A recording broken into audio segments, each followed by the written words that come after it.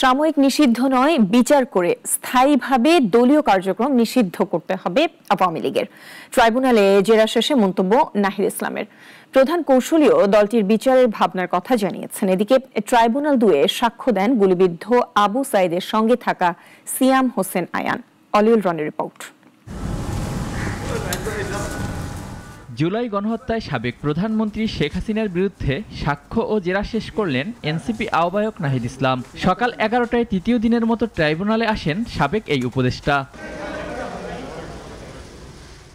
রাষ্ট্রনিযুক্ত শেখ হাসিনার আইনজীবীর 1 ঘণ্টার জেরার মুখে এ জুলাই যোদ্ধা বলেন, ব্যক্তি নাহিদকে গুম ও নির্যাতনের জন্য নয়, সমগ্র জাতির বিরুদ্ধে মানবতাবিরোধী অপরাধের বিচারে সাক্ষ্য দিতে এসেছি। এই অপরাধটা সংঘটিত হয়েছিল জাতির বিরুদ্ধে, জনগণের বিরুদ্ধে। ফলে জনগণের পক্ষ থেকেই আমরা এই মামলাকে সমর্থন দিচ্ছি, এই ট্রাইব্যুনালকে সমর্থন দিয়েছি এবং সাক্ষ্য দিতে এসেছি। বিদেশি শক্তির ইন্ধনে ডক্টর মোহাম্মদ ইউনূসকে সরকার প্রধান হওয়ার প্রস্তাব দেওয়ার কথা সত্য নয় বলেও জানান নাহিদ ইসলাম।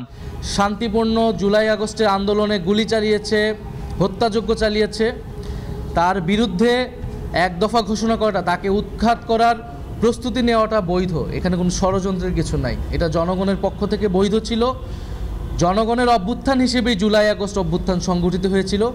এখানে কোনো দেশি বিদেশি শক্তি বা কোনো শক্তির কোনো ধরনের ইন্ধন বা কোনো কিছুই ছিল না। এ সময় তিনি আরও বলেন, নির্বাহী আদেশে নিষিদ্ধ করে আওয়ামী লীগকে ঠেকানো যাবে না, বিচারের মাধ্যমে স্থায়ীভাবে নিষিদ্ধ করতে হবে দলটিকে। এটা আমি বলেছি সঠিক সিদ্ধান্ত, এটা আমি বলছি এটা অস্থায়ী।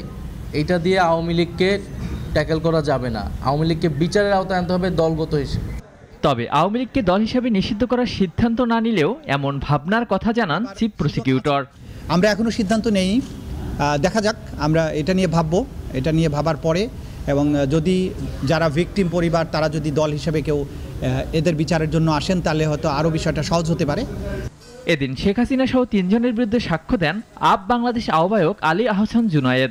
এদিকে আন্তর্জাতিক অপরাধ ট্রাইব্যুনাল 2-এ জুলাই আন্দোলনের প্রথম শহীদ আবু সাইদ হত্যা মামলায় সাক্ষ্য দেন গুলিবিদ্ধ অবস্থায় আবু সাইদকে উদ্ধার করা সিয়াম হোসেন আয়ান। অলিউল রনি, নাগরিক, ঢাকা।